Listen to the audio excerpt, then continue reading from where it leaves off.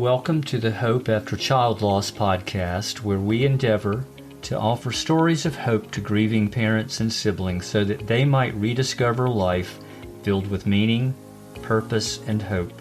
We invite you to come and join us. Hello, everyone, and welcome to another episode of Hope After Child Loss. I'm your host, Greg Buffkin, and we're really glad you could join us today. I have two very special guests who actually are returning. Jessika Sanders, who is the founder and president of Praying Through Ministries, located down in Punta Gorda, Florida. Is that right, Jessika? Yep. And my other guest is Eric Schumacher, who is the author of Ours, Biblical Comfort for Men Grieving Miscarriage. He is on the board of directors for Walk With You, a bereavement counseling organization. And he has also written and co-written a few other books as well. So welcome, guys. Thanks, Greg. Thank you. It's good to be here. Yeah, it's good to have y'all. You guys have been guests before, and I appreciate you being kind enough to put up with me for a second time. It's not a problem. Well, we're really glad you guys could come together because the two of you have collaborated on a book that's, I think, to be released sometime later this summer, maybe July. Is that fairly accurate? Yep. Yeah, and the book is called In His Hands, Prayers for Your Child or Baby in a Medical Crisis. Eric and Jessika, why did you guys write this book? What was the motivation behind it? And what brought about this collaborative effort? Because Jessika, you live down in Florida, and Eric, you're an Iowa boy. Yeah. So tell us about this. Jessika, why don't you take it first and tell us from your perspective how all of this came about? Sure. It's 100% a God story. As you mentioned, I'm the president of Praying Through Ministries, and we send care packages out to families that are journeying through, childhood hospitalizations as well as grieving the loss of a child. And I just happened to be looking on Amazon, searching for resources for men in particular. And I happened upon Eric's book, Ours, for Men Grieving Miscarriage, and was like, this I need to have, and I need to have it right now, because this is incredible as I was reading about it. And I saw that, it hadn't been released yet. So I tried to be patient and I waited, and I kept going back and I'm like, why is this book not released yet? I need this book for the ministry. It would be perfect. So then I felt the Lord nudge me to reach out to Eric and see if I could somehow help him promote the book, if I could read a copy of it, write a review for him, because I just knew it was going to be perfect. Like, it was so needed. So I reached out to him, asking him about that. And then lo and behold, do you want to take the next part, Eric? Yeah. So, well, when you're an author and someone reaches out and says, hey, I would like to promote your book and buy copies of it to give it out to people who need it, you've made a friend pretty quickly. Yes. You didn't have, in other words, you didn't spend a lot of time thinking about that, right? No, I didn't. It was like, oh, yeah, let's meet, let's talk. And so, so she, in her email, had introduced a little bit about Praying Through Ministries. And so I looked through the Praying Through webpage and saw what she did, and the prayer support groups, the prayers that she, Jessika writes individualized, personalized prayers for families and their kids who are walking through these medical crises and or child loss, and was just really encouraged by her ministry and by her story too. And so she reached out, and so we were just talking about what she, we were talking about the book, and made arrangements, for her to be able to get a copy and read it and all those things. But at some point in the conversation, Jessika said, one day I really want to write a book of prayers, for people in this kind of situation. And so I just said, I didn't have a next project. And so I just said, do you want to write one together? And, Mm. at our church where I was pastoring for the last 9 years, I've recently changed jobs. I'm still there, but part of my job was to lead our worship services and write our weekly liturgy. So we have a lot of responsive readings and read prayers and those sorts of things. And so I really enjoyed that. And so the appeal, it was very appealing to write a book of prayers for people in need. But Jessika has, a lot of experiences with people in those situations. I have a few as a pastor, but Jessika has just a lot of experience walking with people and praying with people through these kind of medical crises. And then also her own story is just a real testimony of how God works through prayer in medical crises with children and through prayer to prepare and help parents as they walk through that. Yeah. She has an amazing ministry, and I am so thankful that she followed what God was leading her to do. And, as you just said, it was birthed out of her own personal crisis. Mm-hmm. And, for those who maybe have not listened to your episode yet, Jessika, why don't you just briefly tell our listeners a little bit about that journey with your son, Ezra? Sure. So Ezra's my third child, I had two really textbook pregnancies. So there was no reason to think anything would be different this time around. There was a different factor in that I was a believer for the first time. I wasn't until I want to say, at like 8 months pregnant with my second child. So I really began walking with the Lord when she was about 3 months old. So I feel like that's the only factor that was really different in this pregnancy. However, I remember experiencing a lot of fear and worry in my pregnancy, which was very foreign to me. So each time those thoughts would come to mind, which I had no idea what the NICU was, but I started fearing that something was wrong and something was going to happen. Also, I was worrying about loss, and I had no idea why that was on my radar. But one day, I remember hearing the Lord speak very clearly to me to pick up the book of Psalms, circle each one He told me to circle, start praying them, and don't stop until He told me to stop. So it was so specific that my answer was, "Yes, Lord. Okay." Good So right answer. away, yes, I'm like, I am not going to question this at all. This is very clear. Like the fleece, like, okay, it's wet. Here we go. Yeah. So I began praying those prayers, prayed them for a little over a month. And then when Ezra was born, things went well. So I kind of wondered, I wonder why God had me, really praying these prayers. But then once he was born, we realized he was 42 weeks, but only 4 pounds, 14 ounces. So we knew right away, like, something's not right. So in my heart, I knew, okay, God was really preparing me for something. And once Ezra was 36 hours old, he had a seizure. So we had to go right to the hospital, and I grabbed my deodorant and my Bible. That was all I could think to grab.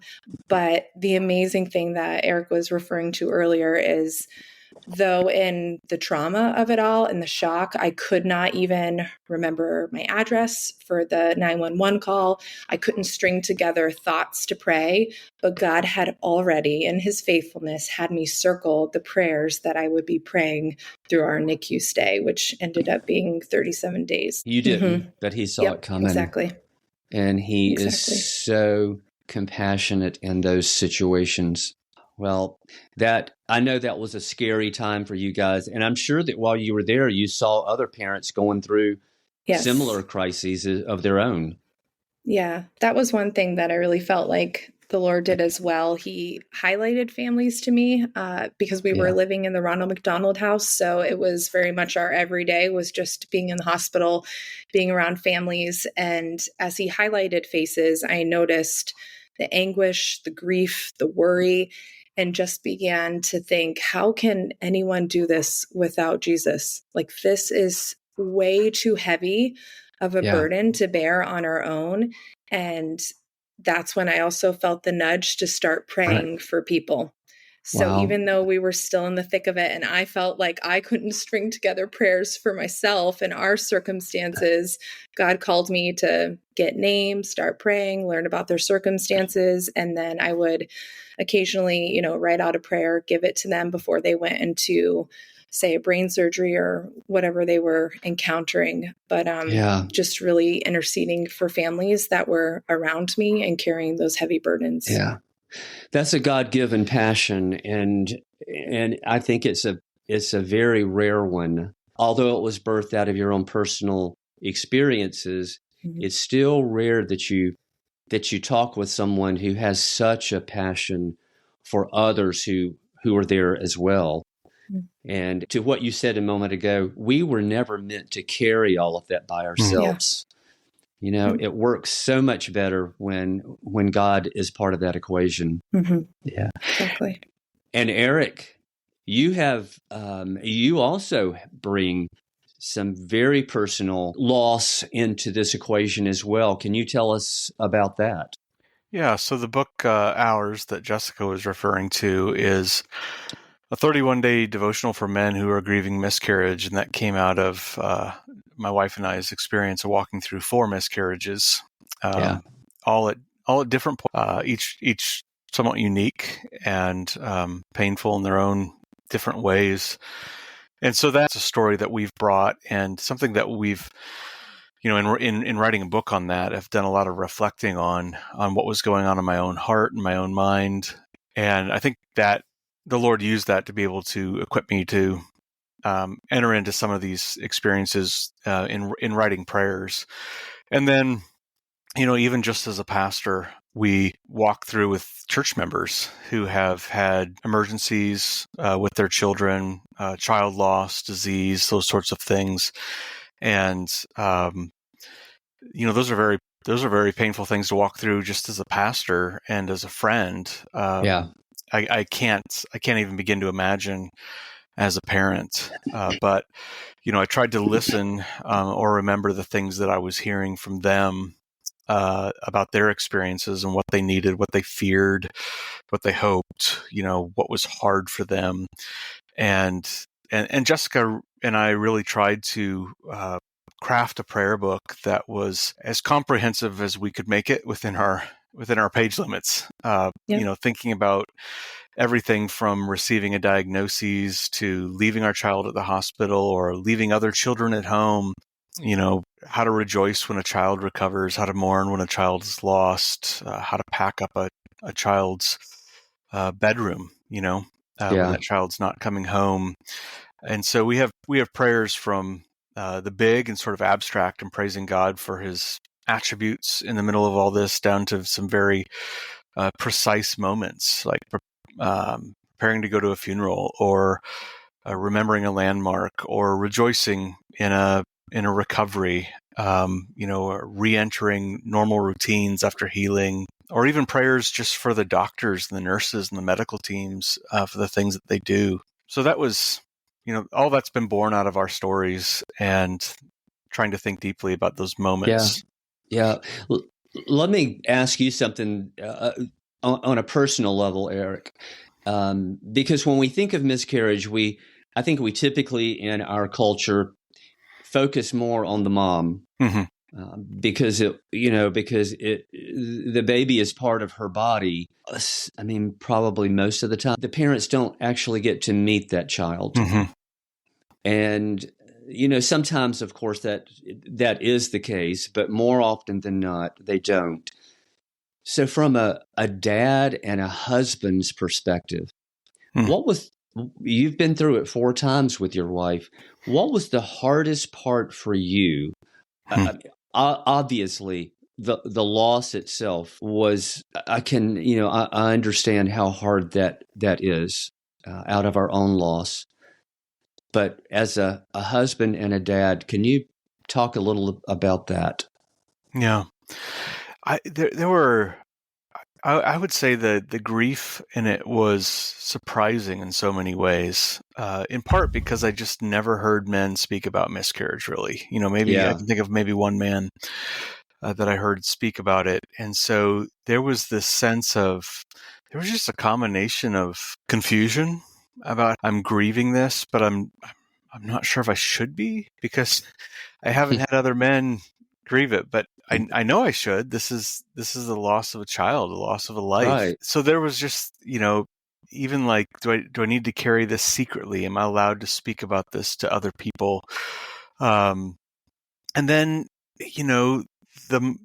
obviously the mother is the one who has carried this pregnancy. The female body is uniquely made to Yep. carry life in the womb, to nourish life after birth, to give birth. And there's a natural and I think somewhat understandable inclination to see this as a mother's loss, which it absolutely is. But it's and I wonder if that's the same in childhood illness and loss with born children too. Especially when they're particularly young, there's such an attachment between mother and child. But we can tend to forget, I think, that every child, even in the womb, has two parents. And we live in an age where I think it's wonderful that, fathers get to be present in the room for childbirth, which wasn't always the case. Yeah. It used to be you could look at your baby afterwards through a glass window, and a nurse was going to hold it up for you to see. Right. But now you get to be there, and that's wonderful.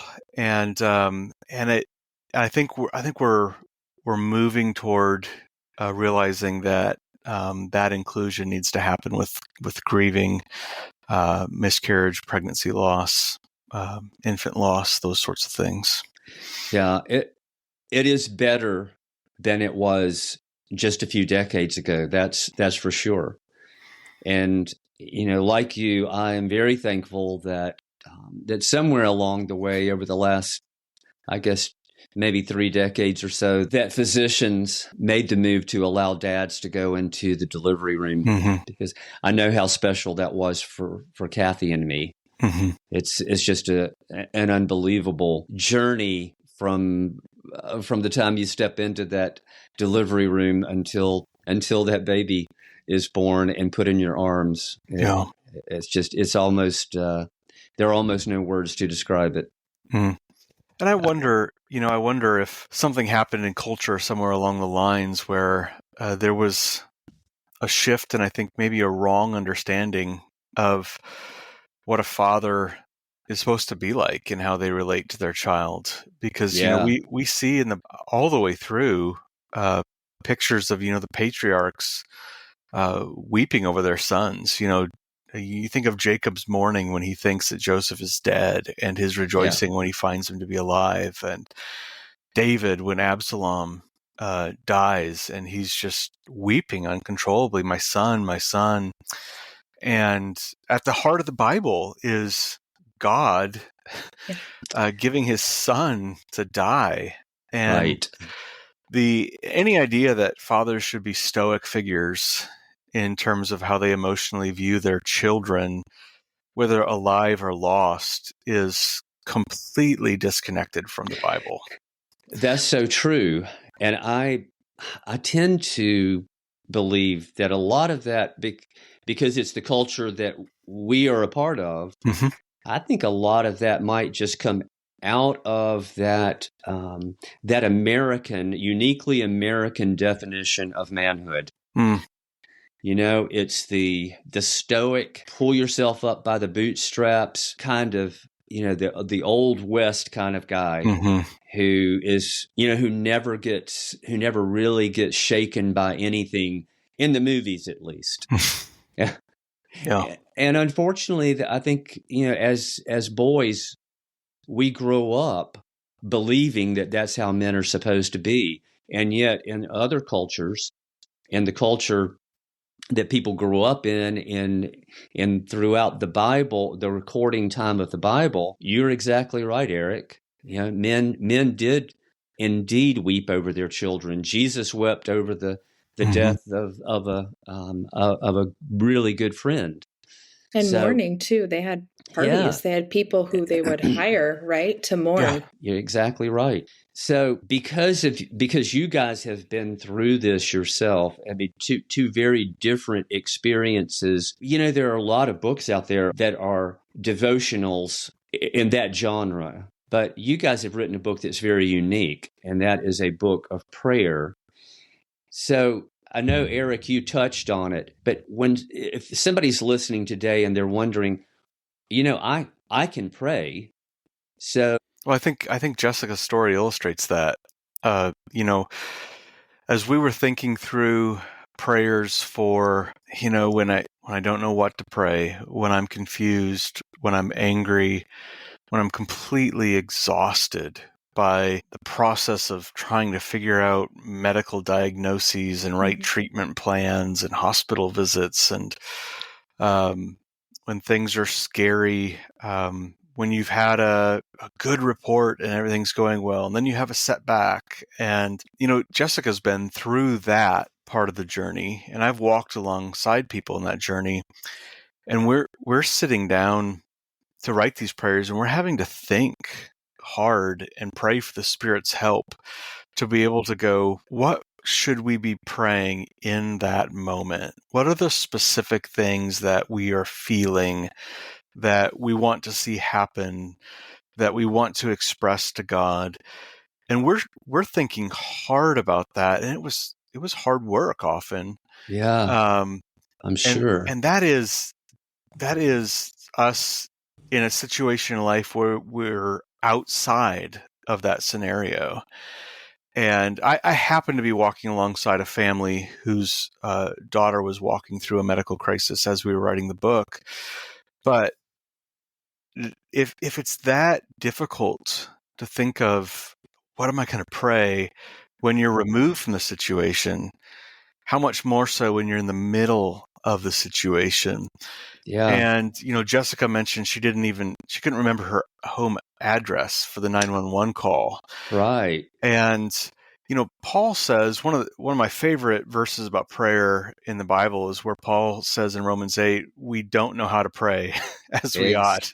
And we've all experienced that. Yes. Yeah. And his solution, there is the good news is the Spirit intercedes for us. Right. But we wanted to give words. Sometimes it's so helpful to be able to pray something somebody else has written and go, okay, that put words to what I'm feeling, but I couldn't find words for.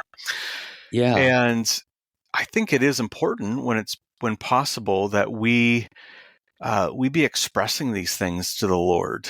And, I think we have a great example, first of all, in the Bible, in the fact that God inspired the book of Psalms, which is 150 prayers that he inspired people to write so that his people could pray them back to him in song. And that's what most songs are, worship songs are, is they're sung prayers as you're speaking to God. And it's either John Newton or William Cooper, one of the two. I think it's in the only hymn book that they wrote together. There's a hymn that begins, sometimes a light surprises the Christian when he sings. It is the Lord who rises with healing in his wings. And the experience that they're describing is, you go to church, your soul is burdened, and then the singing starts, and you don't even want to sing. You don't want to worship. But you engage in it anyway, and this light surprises you as you're singing this truth. The Lord's grace meets you as you're speaking those words. Yeah. And that's what underlines this book, is we want to serve people who are in some of the scariest situations in life, as you don't know what's going to happen with your kid and you are scared and you love them. We want to serve them by helping them to find words that they can speak to God. And most of these prayers, quite a few of them, are based on scripture passages or paraphrases of Psalms. There's 12 sections of prayers for different areas of the journey through a medical crisis. And each one has a responsive prayer for groups to pray together, a leader part and a responsive part. And each section starts with a prayer for the child, who especially may not know what to pray in that situation, but we wanted to help them with just some simple words that they could speak to the Lord. And our prayer is that it would help people who have a significant, tested, decades-long walk with the Lord, and for people who don't even know Jesus, who have never prayed before, that they could pick this up and go, okay, I'm going to pray these words, and our hope is that they would come to know Christ and the hope of the gospel as they cry out to God. Wow. Yeah, and this is all that you guys have shared too. Is sometimes you're in a situation where we have to borrow faith from brothers and sisters, because sometimes our faith takes such a hit. Sometimes when we're so traumatized by life, by loss at a very deep level. Jessika, I want to ask you. So, looking back over your journey, have you been surprised at what God's done in shaping your life and your ministry in the aftermath of the crisis that you've been through? Of and course. If you are, tell us about that. Yeah, I'm forever in awe of God.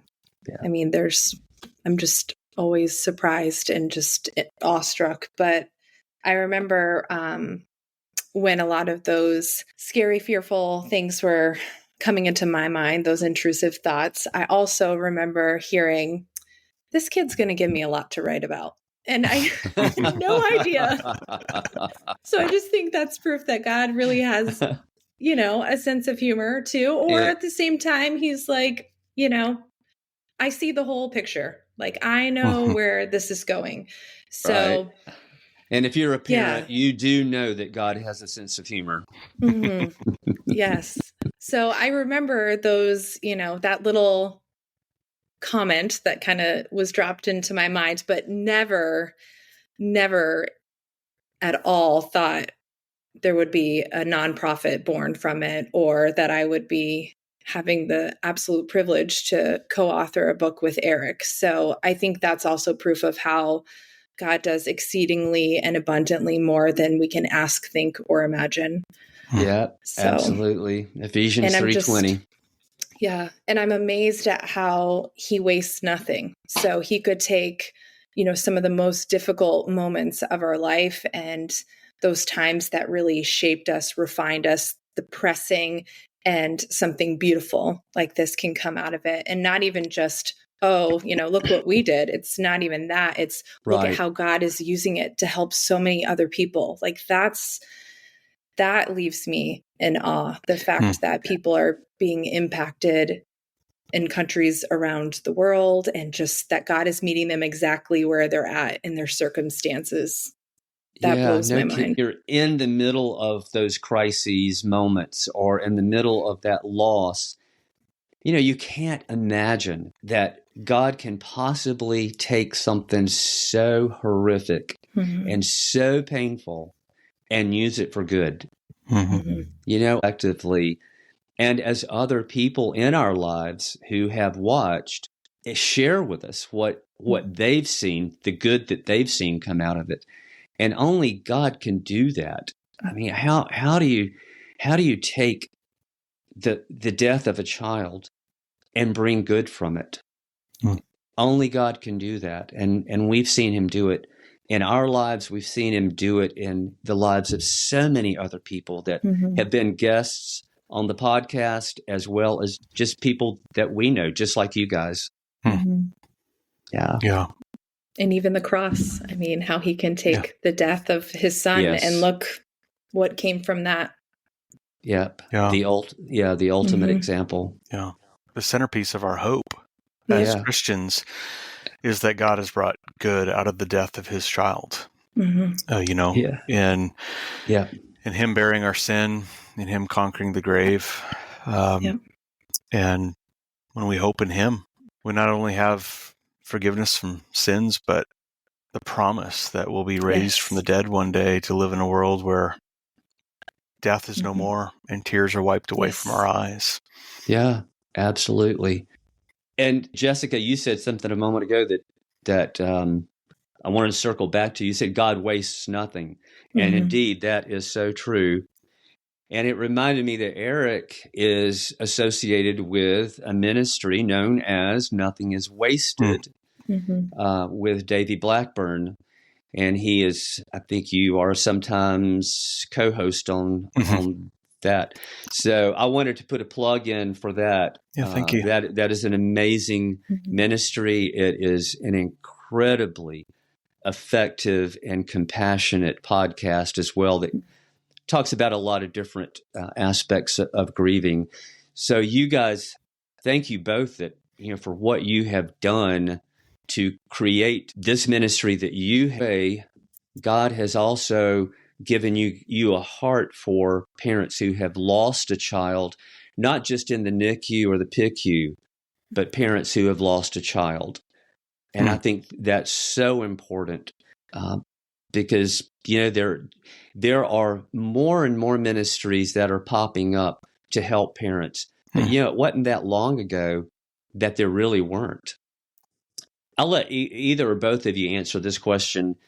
What is your greatest hope and prayer for this new book? I think Jessica, why don't you go first? I think for me, I wish I had a book like this. The Psalms were incredible to pray through, but I think it would have given an added layer of comfort knowing this is by people who have been in my shoes and they know exactly my circumstances, what I'm feeling, and they can teach me how to lament in my circumstances. They can help me fix my eyes on Christ. So that would be my hope, is that people would feel seen where they are and that they would have, something to cling to that would hopefully draw them near to the Lord in a time that is so difficult that some people might turn away. So my hope is that they will turn to him, that they will pray to him. Because even as Praying Through Ministries president, I have a peer support 1-to-1, and I was just speaking with her this week, and she was saying, "Can I beg God? Can I do that?" And I was like, "Yes, you can. Like you absolutely can, because of Jesus. You can boldly approach the throne." And so, it's an honor to be able to show her scriptures, to help pray with her through that. Because like we've said, I think when so many people are in these moments, you don't even know how to pray. And sometimes you don't even have the capacity to string together thoughts to even open your Bible. Sometimes you can't even focus enough to read. So, I mean, that's my hope, is that we can just meet people where they are, help them turn to the Lord and pray to him. Wow. That is so good. What do you think, Eric? Yeah, I echo so much of that. And I think my prayer is that people would come to a deeper faith in Jesus Christ. Our hope, is that every child in this, that's at the center of a crisis that this book is used for, that they would be healed and have a long and fruitful life. But regardless of whether it's a life with challenges, or it results in a death, or it results in a complete healing, it would be a tragedy if in any of those situations someone walked through that without the hope of Jesus Christ, that he's the one who's redeemed us through his blood. He's the one who brings us the ultimate healing that we need, which is the forgiveness of our sins and a right standing before God, free from all shame, and the promise that we will have healed bodies that flourish in a new heavens and a new earth. And so our hope is that this would help people through the valley of the shadow of death, through the darkest part of their life, to cling to Jesus and to be a resource that would help that child, as they're healed and as they live their life, have a testimony that this is the Lord and Savior that my parents and I clung to through the middle of one of the hardest parts of life. Yeah. Well said. Well, guys, it has been such an honor to have both of you on the podcast today. Thank you so much for all that you guys are doing to give hope. We've talked about that word so many times in the course of the conversation today, but to offer that hope, the hope that we have in Jesus for healing, the hope that we have for eternal life, and the hope that we have for just walking through this life, even if you're on a grief journey, walking through it with that hope that can only come in a relationship with Him, and being able to experience a return to abundance and a return to a renewal of life, and to be able to just experience all that God has for us again in the aftermath of something so painful.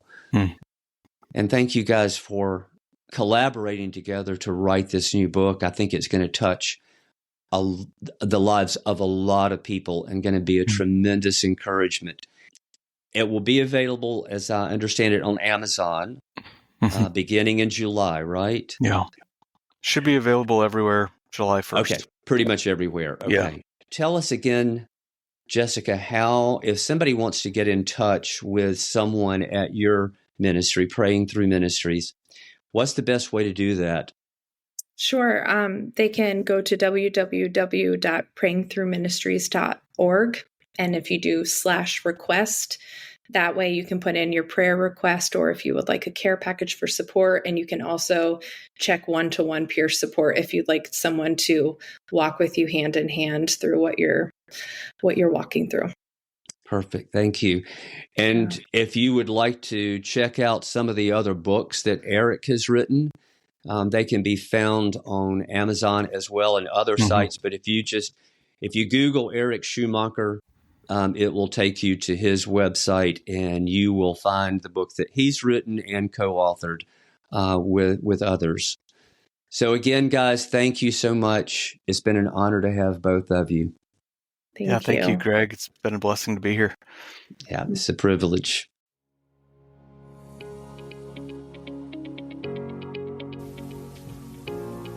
If you find our podcast meaningful, we invite you to follow us so that you can automatically receive the latest episodes. Also, we'd like to invite you to contact us and talk with us about sharing your story on a future episode, because every story is important and matters to God. Please reach out via email at hope@emptychairendeavor.com. That's hope@emptychairendeavor.com. And as always, thank you so much for listening